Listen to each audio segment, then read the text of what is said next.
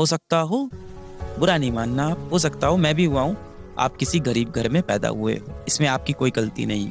मैं भी एक गरीब घर में पैदा हुआ, इसमें मेरी कोई गलती नहीं। पर यदि मैं उस गरीब घर में उस गरीबी के साथ ही मर जाऊंगा तो वहां मेरी गलती है। मैंने जीवन में कुछ नहीं किया। जिन माँ बाप ने मुझे उंगली पकड़ के चलना सिखाया, जिस माँ बाप ने मेरे लिए सब कुछ किया, बुढ़ापे में मैं उनको वो सुख नहीं दे पाया।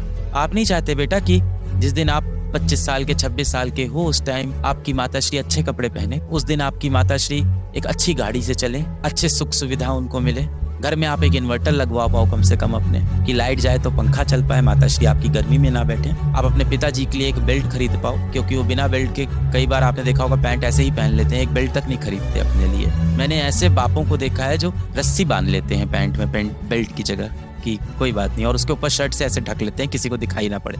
अब आप उस उम्र के हो गए हो कि माँ बाप आपको अब थप्पड़ नहीं मारते, अब ताने देते हैं। इसका मतलब अब समय आ गया है कि आपको अपने जिंदगी की बागडोर खुद से संभालनी होगी। और यदि आपको अपनी माथों की लकीरों को बदलना है तो उसका एक ही रास्ता है, कड़ी मेहनत। मेरी सारी दुआएं, सारी विशेष आपके साथ हैं, हमेशा आपके साथ रहेगी। अगर बेटा आपको लग रहा है ना कि आपकी जिंदगी बदलने के लिए कोई एक व्यक्ति आएगा, कोई एक समय आएगा, कुछ ऐसा होगा कि आपकी जिंदगी बदल जाएगी, तो आप इस दुनिया के सबसे बड़े मूर्ख हो। जिस इंसान को भी लगता है ना कि उसकी जिंदगी कोई और बदलने वाला है, उस इंसान ने कभी आईना नहीं देखा है। आपकी जिंदगी सिर्फ एक व्यक्ति बदल सकता है, आप खुद।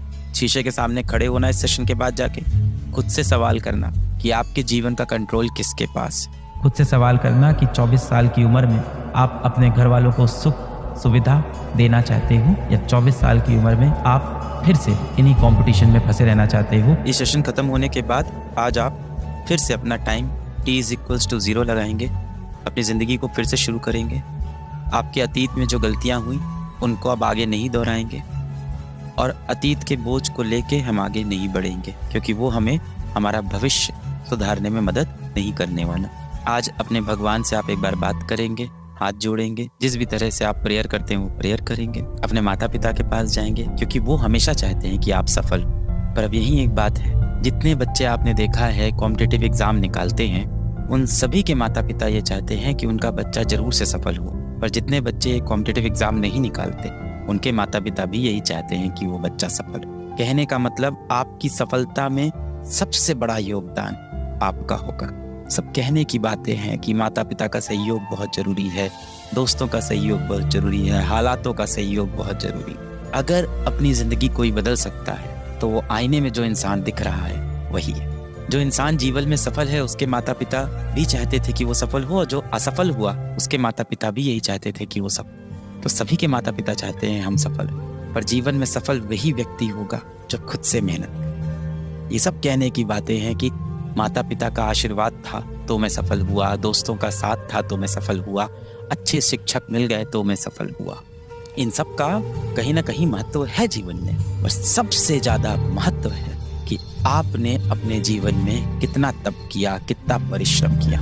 आपकी जिंदगी सिर्फ एक ही व्यक्ति बदल सकता है, वो जो आईने में आपको हर रोज दिखता है, वही आपकी जिंदगी बदल सकता है। दुनिया तो आपसे कहती है कि आप सही वक्त का इंतजार करो, पर मेहनत आपसे कहती है कि हर रोज अपना वक्त लाने के लिए प्रयास करो। सिर्फ एक ही जगह दिक्कत है, और उस दिक्कत का नाम है जो आपको बीमारियां हो गई हैं। उन बीमारियों को जड़ से भगाएंगे, माता पिता की शरण में जाएंगे, भगवान की शरण में जाएंगे। आज हम जैसा कि ये बच्चा भी आया था, आपको मोबाइल का इस्तेमाल नहीं करना है, कलयुग के जो शैतान हैं इनसे दूर होना है, रात को समय पे सोने की कोशिश करनी है। यदि आप देर रात तक पढ़ाई करते हैं तो वो सही है, क्योंकि जिंदगी में सबसे ऊपर कर्म है। अगर कर्म कर रहे हो अपना तब तो कोई दिक्कत नहीं, पर कोई ऐसी वैसी आप चीजें कर रहे हो जिससे आपका समय खराब हो रहा है तो वो नहीं करना है। अक्सर आंख बंद करते हैं, नींद नहीं आती है, मन बहुत चंचल होता है। अभी मैं पिछले बैच में भी बता रहा था कि मन हमारा एक नवजीवित पशु जैसा हो।